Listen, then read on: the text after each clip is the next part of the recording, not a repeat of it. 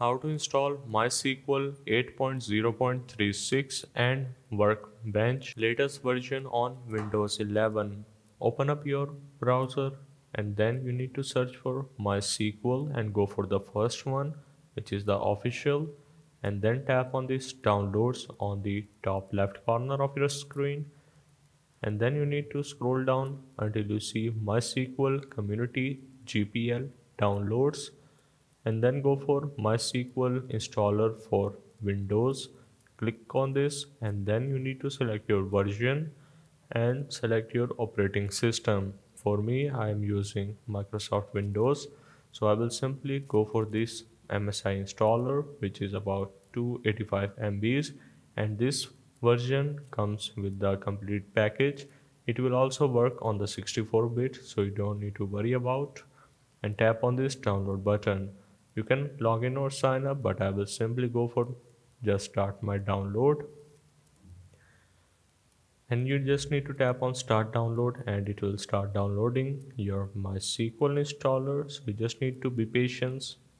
So after your downloading is completed, you just need to open up your programs and double click on your SQL, and after that again you need to wait for few seconds and tap on this yes button. And as you can see, my SQL has started successfully. So now in order to install the Workbench, you need to tap on this custom and then tap on the next button and go for the applications and select MySQL Workbench. So this is the latest version, which is 8.0.36, and tap on this arrow and this will drag down to the right side. Make sure to select your server again.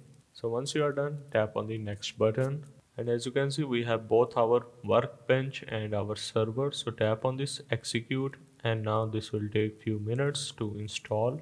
So after that, tap on the next button and then you will be taken to this particular page where you need to tap on the next, and again you need to make sure that this is selected, which is also recommended by SQL. So tap on the next, and this is will going to be our admin password, so make sure to enter correctly and a strong password.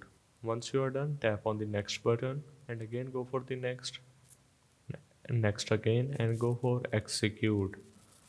Now you need to wait for few seconds again and tap on the finish button and go for next. This will also start my workbench as well. So if I tap on the finish button, this will start opening up our SQL just like so. So that's the whole process of how you can download SQL and Workbench on your Windows 11.